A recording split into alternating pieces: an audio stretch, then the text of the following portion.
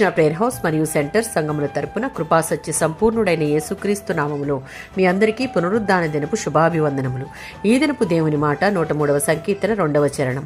ఆయన చేసిన ఉపకారములలో దేనిని మరువకము. 103వ సంకీర్తన 1 నుంచి 8 చరణాలలో తండ్రి అయిన దేవుడు దయాదాక్షిణ్య పూర్ణుడు, దీర్ఘశాంతుడు, కృపా సమృద్ధి కలవాడు.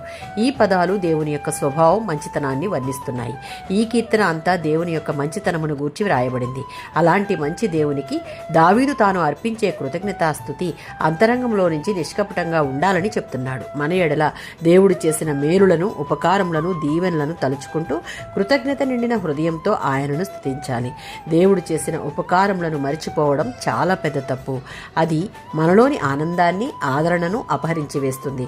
యెషయా గ్రంథం 63వ అధ్యాయం 7వ వచనం. ఇశ్రాయేలీయుల ఎడల దేవుడు చూపించిన కృపను, మహాకనికరాన్ని వారు ఐగుప్తు నుండి బయలుదేరింది మొదలు వారి మార్గంలో ఐగుప్తులోను వారి ఎడల అనేకమైన కార్యములు మరియు ఊహకందని అద్భుతాలు చేశాడు. దానికి గల కారణం వారి ఎడల ఆయనకున్న అపారమైన ప్రేమ, వారికి ఆయన ఇచ్చినటువంటి వాగ్దానం.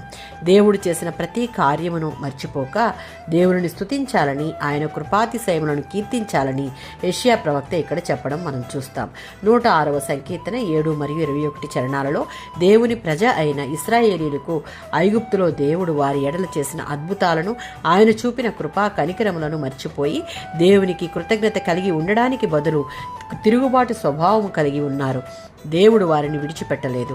వారు తమ ప్రజలన్న సంగతి మరిచిపోక మానవ ఊహకు అందని విధంగా ఎర్ర సముద్రమును 2 పాయలుగా చేసి అద్దరికి 6 నేలను నడిపించాడు. ఈ కీర్తనలో ఇశ్రాయేలీయులు దేవుని ప్రేమను, కృపను చులకనగా చూస్తూ దేవుణ్ణి విడిచి భ్రష్టత్వంలోనికి వెళ్ళిపోయారు. ఇశ్రాయేలీయులైన నేటి విశ్వాసులైన వ్యక్తిగతంగాను, సామూహికంగాను దేవుని సన్నిధిని సమీపించి పశ్చాత్తాపముతో ప్రతి అవిధేయతను, పాపాలను ఒప్పుకొని విడిచిపెట్టి దేవుని తట్టు తిరిగితే ఆయన వారిని తన హక్కును చేర్చుకుంటాడు. మనము కృతజ్ఞత నిండిన హృదయాలతో ఆయనను ఎల్లప్పుడూ స్తుతించాలి. ఆమేన్.